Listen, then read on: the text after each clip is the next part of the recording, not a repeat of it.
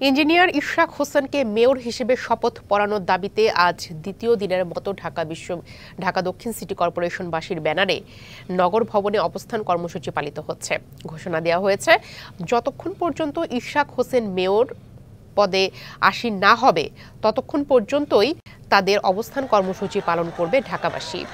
বুধবার দিনব্যাপী ঘেরাও কর্মসূচি পালন করা হয়। তাদের অভিযোগ, ৫ই আগস্টের পরবর্তী সময়ে নানামুখী সমস্যায় নগরবাসী। এদিকে গেল মাসে ২৭ এপ্রিল গেজেট প্রকাশিত হলেও ঢাকা দক্ষিণ সিটির মেয়র হিসেবে শপথ পড়ানো হয়নি বিএনপি নেতা ইশরাক হোসেনকে। তারই ধারাবাহিকতায় নগরবাসীর দাবি পূরণের লক্ষ্যে এই অবস্থান কর্মসূচি।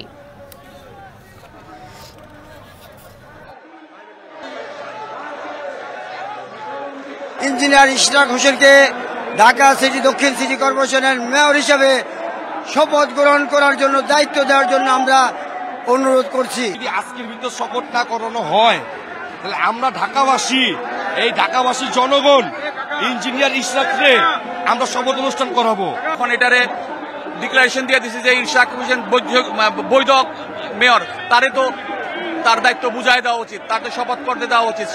বিস্তারিত জানাতে সরাসরি যুক্ত হচ্ছেন সহকর্মী হাসিব পান্থ। হাসিব, আজকের গণ অবস্থান কর্মসূচিতে কারো অংশ নিয়েছেন, তাদের দাবি কি জানাবেন?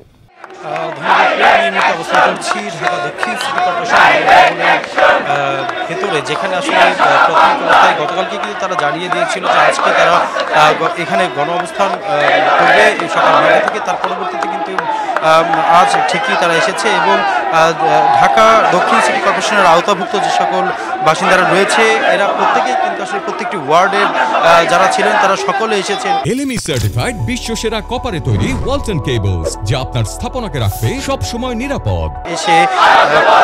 এখানে এসে কিন্তু তারা তাদের এই বিক্ষোভ কর্মসূচি করছেন, এছাড়াও তারা মানববন্ধন করছেন। তাদের অবস্থান কর্মসূচির একটি দাবি, জনাব ইশরাক হোসেনকে, বিএনপি নেতা, তাকে কিন্তু আসলে মেয়র হিসেবে শপথ পাঠ না করানোর জন্যই তারা এই দাবিটি তুলেছে। অতি দ্রুত যেন তাকে শপথ পাঠ করানো হয় এবং এই নগর ভবনে তাকে বসানো হয়, সেই দাবি নিয়ে কিন্তু তারা আজ সকাল থেকে কিন্তু অবস্থান কর্মসূচি পালন করছে।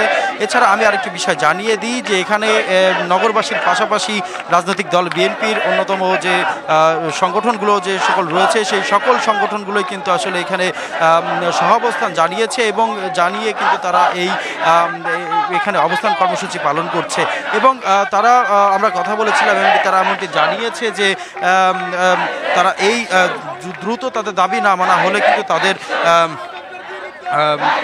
তারা আরো কঠোর কর্মসূচি যাবে। তারপর আমরা যদি একটু কথা বলতে চাই যে